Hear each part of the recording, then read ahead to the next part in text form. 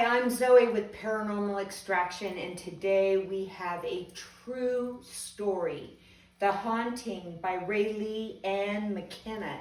Now, let me tell you about this book.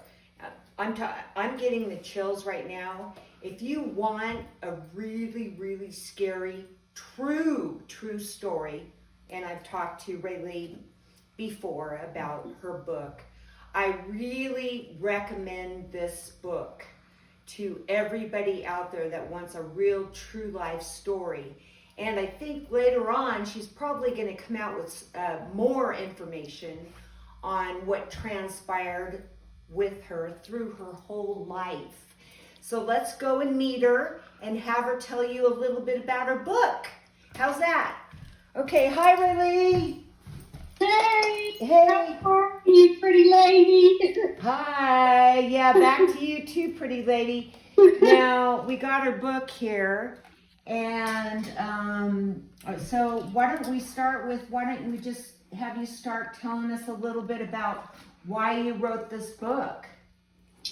Well, I wrote the book because as a child, I was born in the early 1960s, and I started having experiences when I was probably about 5 years old. My father had built us a house in a new community that was owned by a family. They owned like thousands of acres, and everybody wanted to move there because they were building a new school, and it was the prize real estate. And the people that owned it, actually, I brought something. This is just as I tell the story, you might understand it a little better. This is the shape of. Can you see that pretty good? Yeah, the property. Yes. This particular part was the parcel of the neighborhood that was going to be developed. The one that my father was going to build our house. But you notice it's a triangle. Right. Isn't that interesting? Which will play into that. So my dad built the house, and as soon as we started moving into the house, I knew something, even at 5, something wasn't right. And it was unusually dark, even though I had lived in the city before, up until that time. This was dark. And it had a very bad energy on it. Just that, even as a child, I knew that. And so we, right away, I didn't even like being inside the house or anything like that. And so we didn't know until maybe it was a short time that everybody in that neighborhood had built their house already. And whenever we had ours finished in the garage, one of the neighbors that was probably 20 yards from our front door, he hollered over to my father. He was an older man, and he tells my father that for him could he walk over. And when we did, I walked with him. He starts telling my father about the graveyard that was in his backyard, his garden. Right. And they were supposed to have relocated that. The family, it was the Barrington family. They were supposed to have relocated all of those family members somewhere else, but they left the gravestones behind, which was very unusual because why would you take the bodies and leave the headstones? Right. It's very strange. Yeah, it was very strange, and a lot of things started happening. I would just in that triangle part of the neighborhood. I was riding my bike one day, and I went to the top of the hill, and I turned to down the other street, and I call it UFO today. Back then, it just looked like it was an airplane, and a big jet plane that I really wouldn't have been familiar with in as a child back then in the 60s. And it had, I'll never forget it. It was just stopped in midair, and there was a woman with black hair, kind of teased, and it came to about right here, and the plane was just stopped in midair. It was like a royal blue and a cream color, and she was looking at me through a window. And it was just like the beginning of a spiral of a lot of just paranormal things that were happening in the neighborhood. And plus we had a train that was at the end of our property. That was so strange. There was no tracks. We still to this day have no idea where the train went, where it came from. It was just a mystery property. Yeah, and I know you've done your research on this, so you're very well informed on it. Now, when you were a child, what happened? What was it that you were experiencing as you were in this feeling of darkness in this house? You didn't have a good feeling, which is, of course, when you're young, is when you're going to see them the greatest, rather than older. At first, I wouldn't want to go down the hall. My mom, my sister Kat, she was a couple years older than I was, and my mom, a 3-bedroom house where we came from. He had built that house too, and it was 2 bedrooms. So that was one of the things they wanted to do because they grew their family, is for us to have our own bedrooms. But the bedroom I would be moving into was at the end of the hall. And I really was nervous about it, excited. You know how parents get you excited, oh, you get in your own room and all this stuff. It sounded good, but then whenever it was time, I just really struggled with, being there by myself. But it wasn't long after that started happening. Different things were happening. I had a spirit that I call Pete, and I talk about him a lot in the book. And he would come into my room and started with simple things like doors closing, lights would be on when you cut them off. And then he would start coming into my room at night, and I would feel him come in the door, and I would always sleep on my side where I was facing the door, and so I could feel whatever come in. And he would come in and he would start at the end of my bed, and he would crawl his way all the way on top of me and put his face right here, we were face to face. And it started like that, and it just absolutely, I was so traumatized and still am to this day from that. And that happened many times. It wasn't a one-time thing. He did that throughout the years and would shake my bed so vigorously. I don't know how I even stayed on the bed. Yeah, and your mom actually didn't believe you through this She whole, didn't. and that's, but what the trauma is, it's PTSD just on a paranormal level is what's going on. But so she didn't believe you, so you had to stay there. I mean, yeah. So she did not believe it. I guess one of the things is too, people think, which is so, we know more now, of course, than back then. There was no, you could go to a library, but the chances of finding books on that kind of thing was not going to happen. Yeah. They had heard some things, but they would say it was something else. They just really didn't want to believe that there was something, really bothering me until I got I had an ulcer at 10 years old. I was in the hospital, and the doctor was like, what are you worried about? You're just a kid. But I couldn't tell because it wouldn't, they would just, my mom would say, ghosts can't hurt you, and that was her thing. Or she would say it was a relative. Well, this wasn't a relative. This was not a relative. But, I've been through all of that.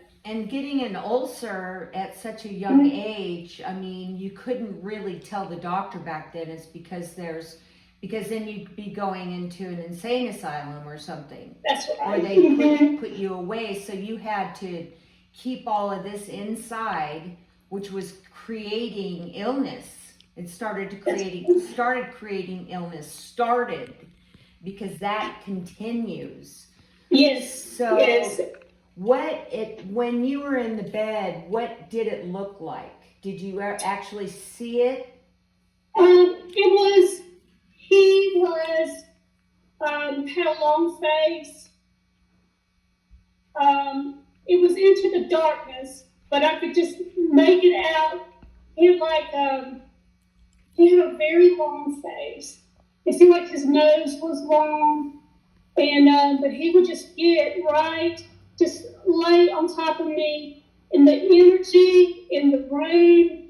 It was like somebody just pulls your flesh off your entire body. I got the chills right now, just reliving that.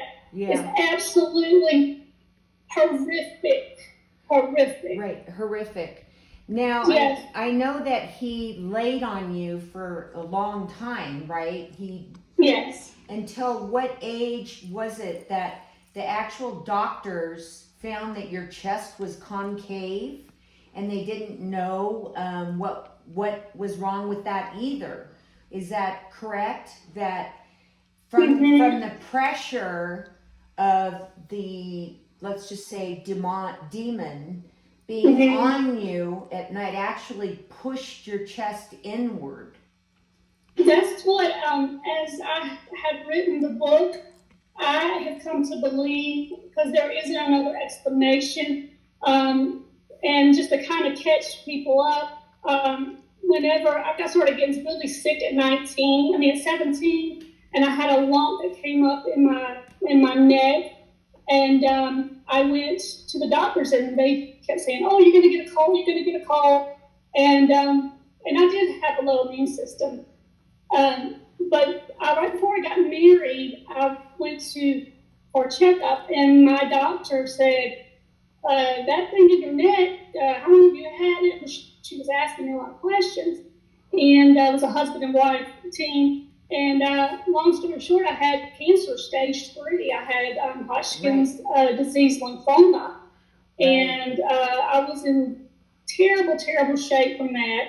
And I got through that, and I ended up finding out the day I came off my honeymoon that I had cancer. My mom had to tell me, and I ended up having to go back and stay weeks later and sleep in the same bed that I just left from. Okay. And as far as my chest goes, I got cancer again later on, breast cancer.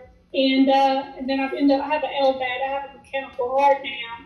And when they went to put the mechanical heart in, they realized the night before surgery that my chest was caved in. Right. So they weren't able to put it here in South Carolina. I had to go to Duke in North Carolina. And they had to come up. I'm actually hooked up backwards, and it's very complicated. But, realizing that I was 10 at the time, around that young age, during some parts of this, that I was still growing. Right. And the doctors were questioning my mom even. I'm 59 now, but that was back when I was 53 to get my LVAD. And he said, "How could you not know that your daughter had caved? Everything was caved in." She said, "I didn't know." And I didn't know, other than a doctor, an x-ray tech, had made a mention to I had a birth defect or something, unusual. Right. But I had no idea. And then they were I'm a medical mystery. Really, I am. But I think my bones were probably still growing. Well, I know they had to be. Right. And I think just him doing that maybe deformed my chest cavity. Now, because of this demonic entity, and this continued on, obviously, until you moved out and you got married, and then you were only married for a week when you found out you had the cancer, and Mhm. then you decided that this was too much on him and everything else. That's when you moved back in the house, right? And I then, actually moved back in before because he was working. It was a couple weeks after we found out, and I had to do such major surgery, exploratory, and a lot of different things that he worked, and I needed my mama, my parents to take care of me. I was 19, we got married, and I had just turned 20. I got diagnosed at 19, and it's like a couple weeks after we married, I turned 20, and I was just in a mess. I got down to 95 pounds. I was 5'11" at the time. oh my God. It was absolutely, my father was just scared my bones were going to break. So I needed him to take care of me full time. Right. But I said, I can't believe this shit. I'm sorry. No, I said, that's I can't all right. believe it. That's I said, I okay. can't believe that spirit meant I wasn't going to leave. I was so excited about moving out, getting married, moving out, and getting away from it. But that spirit meant I wasn't going to leave. And to find that out on my honeymoon and end up right back in that same bed where he did all that stuff, just weeks after. So do you feel like this demon, that's what I'm going to call it, okay? Mm-hmm. It has created these illnesses, because I know it's not just you, it's your family that actually lived in the house, and your mom too.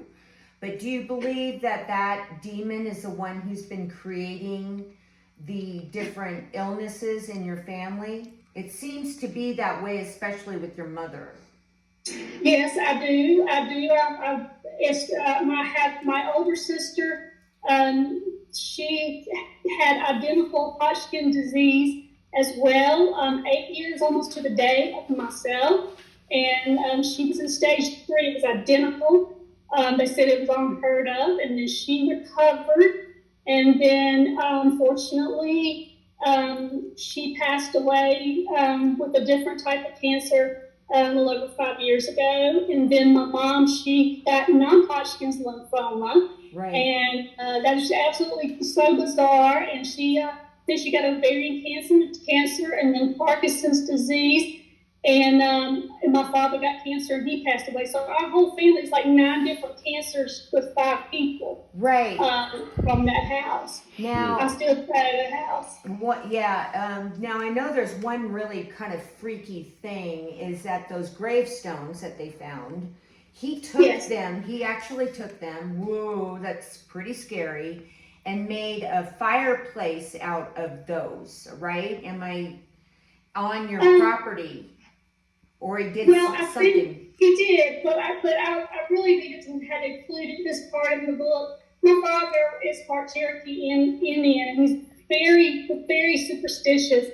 And when the neighbor kind of pressured him to take some of the stones, he did it reluctantly. He really didn't want to, but he didn't want to hurt his feelings. So he took them and he put them behind the house. It was a big garage. And I think why he included those, why he built the grill he had started and included those blocks, it was mainly the head markers. Right. Is because my mom was a holiness, and if she was at the time before they got married, and if she would have seen those tombstones back there, she would have had a fit. And I think that was his way of hiding them. And so he had to, the way he did it was very, he used it in decorations on the grill. Right. And he did use some on the bottom. And we only lit it like a little small thing. He put like maybe once. And we never used it again. But I guess he had to do that so that my mom would not get suspicious. Uh-huh. And he made me swear to him I would never tell her. And I was a little girl. Right. And I never did until the day that she was telling me that the spirit had touched her. I told her that day she hadn't, and that was just a couple years ago, 3 years ago. Maybe I told her. She was shocked. She had no idea that, she said, why would he do that? So I'm Right. sure that did have a connection. So did he do it, do you think, out of respect? Or, I mean, because if he's Cherokee, you would think that he would get rid of them off of the property or do something else, but was that out of, do you think, out of respect to the individuals that were found? That he built them in? I'm sure that it probably was. I think he was just very respectful and such an amazing man. I think that he really panicked for having them there because he don't like stuff like that. And I think that my mom was always moving around the property, and I think that he was actually maybe very concerned that she would find them and go like, "What in the world?" And I just think that he had good intentions with it, but I think those good intentions actually created a monster storm. Yeah. Of Like, a lot of bad things. of portals and stuff. Uh-huh. So now you continued to experience this particular entity as well as your mother. Yes. She actually didn't believe in this, right? I mean, she didn't believe in ghosts or anything. And then you had moved out, am I correct on that? And then I did. Mm-hmm. okay. And did you feel better after you moved out? Somewhat, but every time I had to go back to the house, I hated it. It was a beautiful home. It really was, and during the day, most of the time, it was very, it was beautiful, and you didn't really see its dark side until evening starts to come, and then it was like the whole house didn't even look the same anymore. It was a hell. It was just like nothing looked the same as it did in the daytime.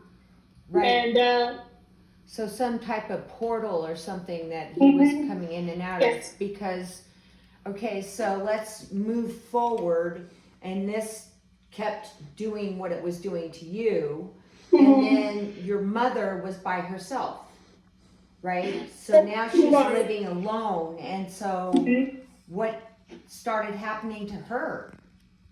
Well, in 2018, my father had died in the late 2007, I believe.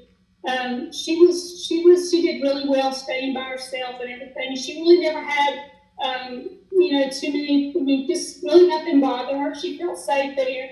And then in 2018, one of the neighbors' property sold that joined up to hers.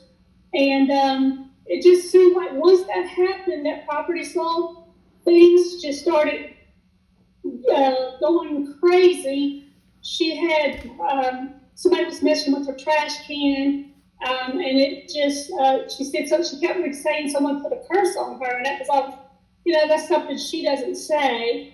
And so we had to end up start putting cameras up, and she went through total hell for almost a year. They touched her. It was unbelievable. And with her having Parkinson's disease, one of those things is, they can possibly have hallucinations. So we were, I already had lived it, so I believed her. But my other sister, my baby sister, she had never had any problems in the house.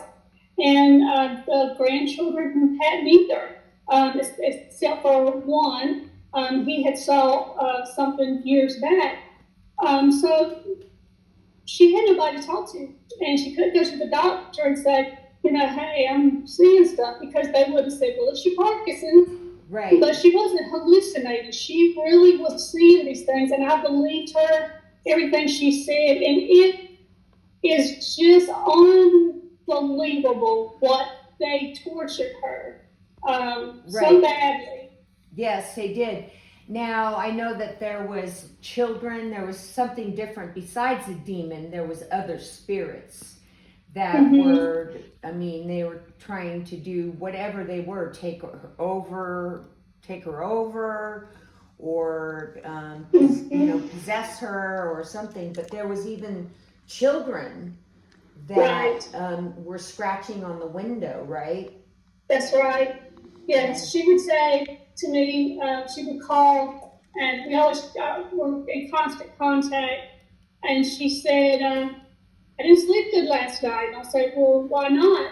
And she said, because these children were scratching on my windows, little girls.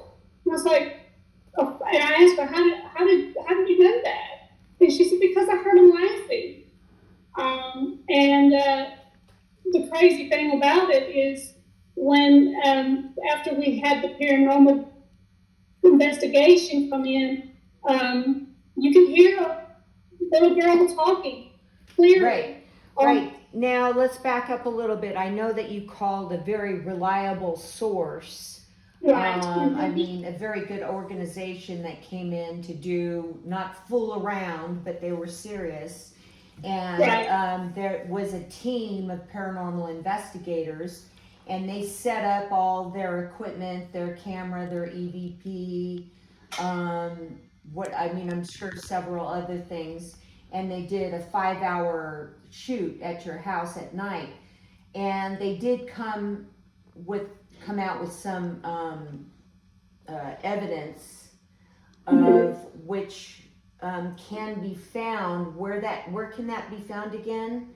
Where people can that listen? is on YouTube, and it is The Haunting of Barrington Heights Estates, and there's quite a few videos on there. Yeah, I actually, after reading the book, because I'm so sensitive and everything else, I actually, as I told you before, I actually I did not want to listen to it. I did not want any of that energy around me whatsoever, especially hearing it or seeing it. And so my girlfriend did, because she's like, whatever.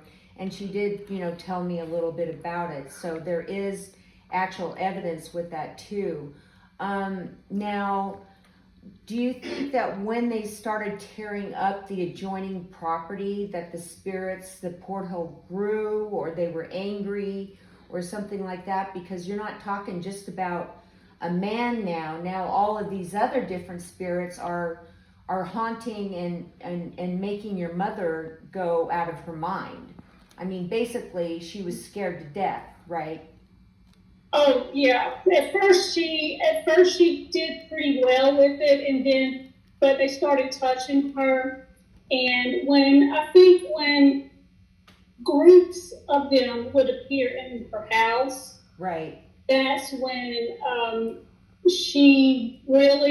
they started really messing with her mind, and there's one particular video that's on there. It's paranormal, but nothing like the other ones. Is one that I actually recorded.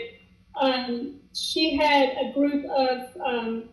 She woke up and her TV was blaring in her house, and she walks down the hall, and there's a group of Hispanic ghosts in there, and she tells me about that, and I was like, oh my gosh! And then that same week, I was watching her security cameras, and I'm hearing Hispanic music blaring. Right, and like I'm a party. You watching the music? Yeah, it was like a party. Like they were having a party. Yeah, and I could hear them, and I said, Mom, are you watching a Hispanic movie? She says, no, but you hear that, don't you? And I said, yes, I do. And I listened to that. It started at 11 o'clock that morning, and it cut off at 11 o'clock at night, and it was the same song that the Hispanic musician was singing over and over and over again. And we got a really clear recording of that online too. So that happened on a couple of occasions with her waking up in the big group of. Yeah. So as she progressed, as these entities or demonic influences progressed, you had put in security cameras around her house. Okay, so that's what you're talking about the security cameras. So then you could actually watch them and see what room she was talking about, but you would start with one room and then you kept putting the security cameras up pretty much all over the house, right? We ended up with three. We had one at the front of the house by her bedroom. We had one under her carport, and we had one in the sunroom. Okay. Because she kept having a spirit that was sitting in her chair out there. And so I said, well, we got to find out what's going on with that. So I had one out there. And we moved it in the house a couple of times. We could hear some things, but they were on their best behavior then. I think they knew, so we put it back in the sunroom where we could close the door. But it was, just unbelievable, the sounds of broken glass and all kind of noises that were going on. Right. Now, then we get to the point where she's had enough. Mm-hmm. What was that process?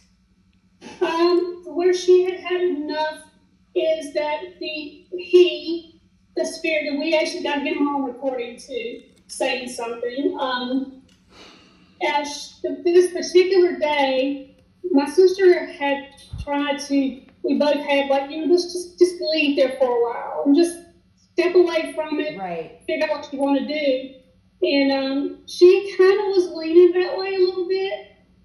She had just had her house redone, and she loved it. And so this particular day, she had ate her breakfast, and she started walking down the hall between where my old bedroom was and the used to be the formal living room, which was now the formal dining room. And the spirit, he came up to her and whispered in her ear, and he told her, he said, plan your funeral. Right, plan your funeral. Yes. Right. And we had already got to the point where we were already talking in code, she and I, because they were listening to everything we said, the spirits. What? Mm-hmm. And so scary, I just asked her on the phone, I said, Mom, I can't tell you what to do, but if you've had enough, then we can do something, meaning, we'll move.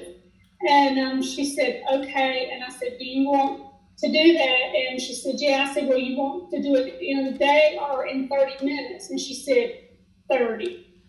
And I was shocked.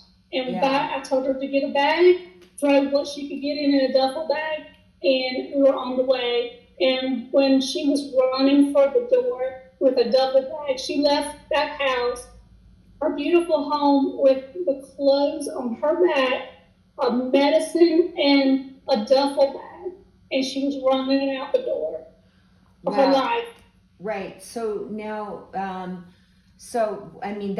that's crazy right there. Yeah. I mean, that is crazy. From someone who wasn't a believer to now is experiencing this and has a beautiful home and is leaving with a duffel bag out the door and does not want to live there anymore. So she actually ended up not wanting to go back except for a few times to get certain items out of the house, right? Right. Mm-hmm. And then she decided on an estate sale. She decided she didn't want to have the house anymore. Am I correct? She decided that she was going to go back. She actually went back one day to get some things. In the spirit, they attacked her within 45 minutes. I had a doctor's appointment. So she said, I'll be okay. I just need to grab something because she owned her own business. And I said, okay, I didn't want to do it, but we left her. I was gone 45 minutes. And when I come back, she really was she was almost completely gone. And my husband grabbed her at the door, put her in the car, and she said, they're trying to kill me. And so after that time, she's never been back again, but there was one other occasion where my nephew wanted her to go up there so she could grab a couple of things. Right. And she said,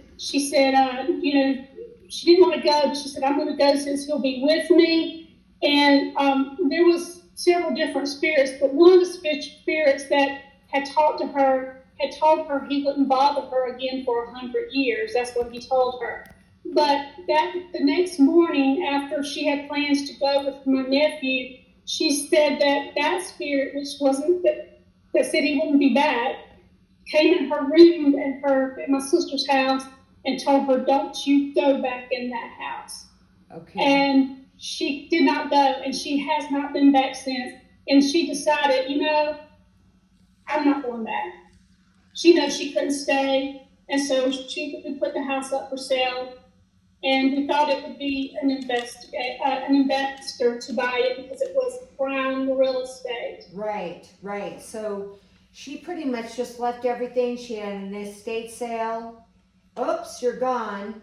Oh no! No, you're good. You're there. Oh, okay. Hi. So she's gone, and you sold the home.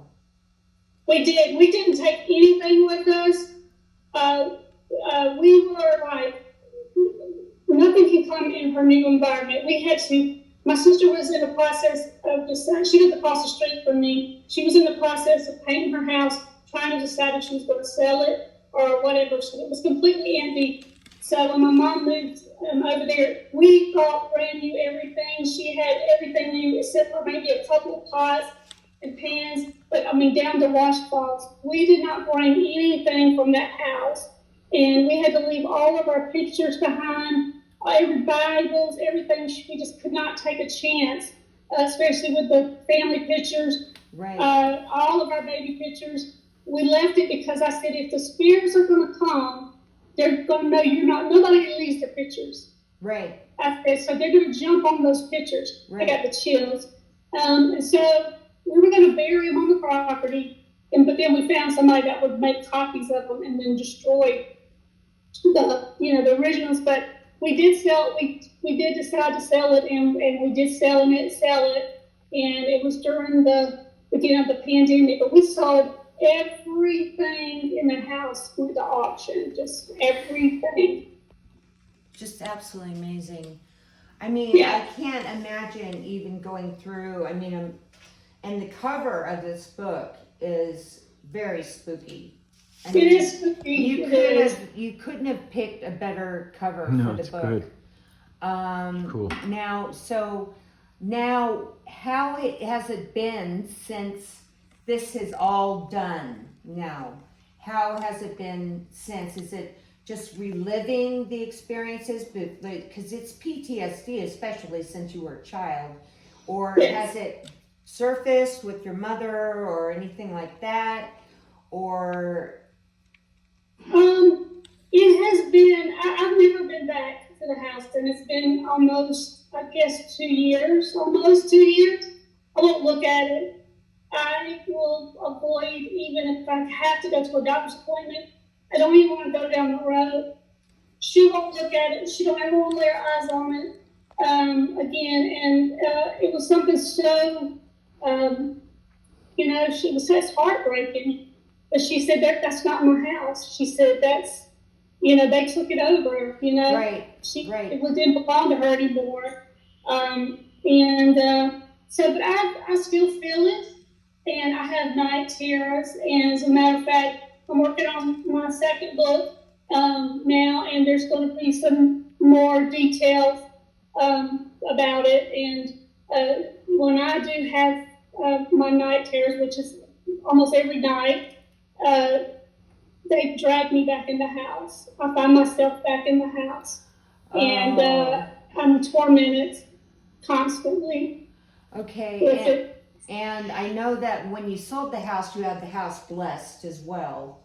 Yes. Yeah, and I know you've been blessed, and you still are continuing to, even in your new home, at least it's better. Night terrors are horrible, okay? That's horrible, and being drugged back into the house, but at least you're out of there, and you're healing physically, right? You are healing physically to some degree. Well, I'm terminal, I'm on life support. It's not going to get any better for me. But I just try to, you know, do the best I can. And one of the main reasons of writing it is that I want people to, especially now we're in such a bad energy in the universe.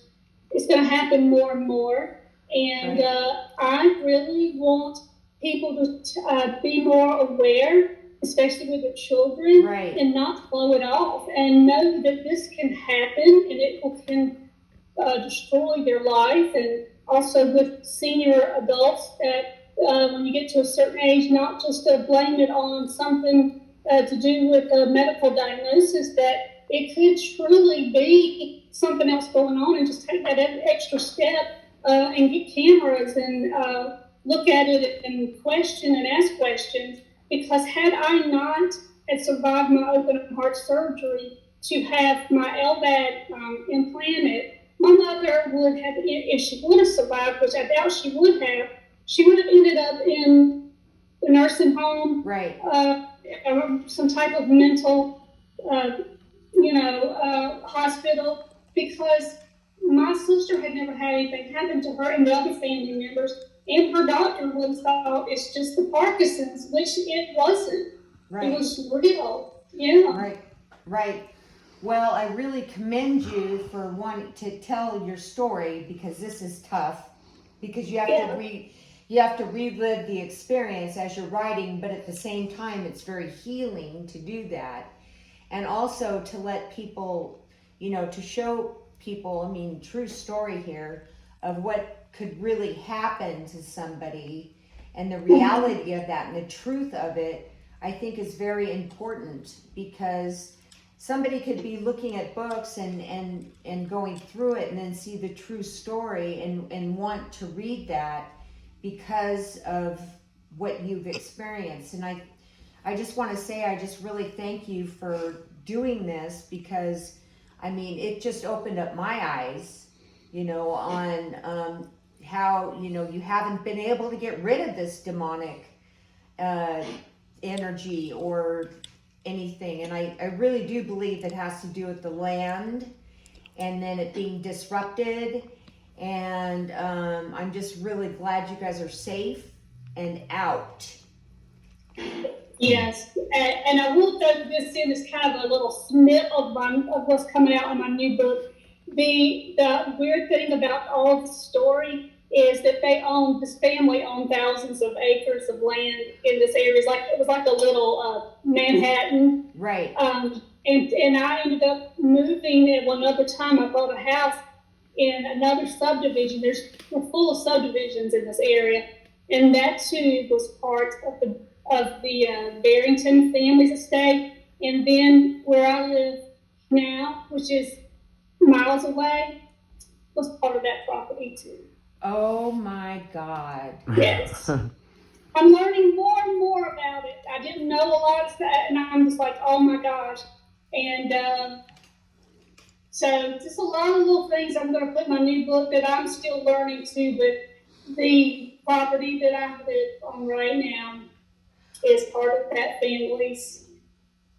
Wow. Okay. Yeah. And so this will all be in your new book. And I just want to say thank you so much for coming on and speaking about it. I know it's called The Haunting of Barrington Heights Estates, and it's a true story by Raylee and McKenna.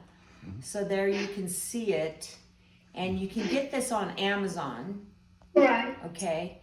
Amazon and Barnes and Noble. Barnes and Noble. Sweet. And then the website, not the website, is it the website or is it YouTube that the voices are on? Is it the website? It's on YouTube. It's on YouTube. It's at The Haunting of Barrington Heights Estates, and it's go through all the videos, because there's so many videos in there that are going to blow your mind. It is very haunting. Right, and you do actually talk about the videos in the book, right? Yes, the links are there, and with the chapter of the different stories. Yes, so people can find you there. So anyways, I just wanted to let everybody know out there that This is really, really, really scary and a true, true story. And I've just had this opportunity to talk to Raylee, and it's just been absolutely wonderful and horrifying at the same time. So let's give a big round of applause to Raylee for coming out and speaking about this. So I'm going to end it now. Okay, well, thank you so much for having me. I really appreciate it. And I really, really say thank you to you. Stay on so I can talk to you after Okay. the video cuts off. And so we are ready to end the video. Get the haunting. Don't forget. Okay. Good job, girls.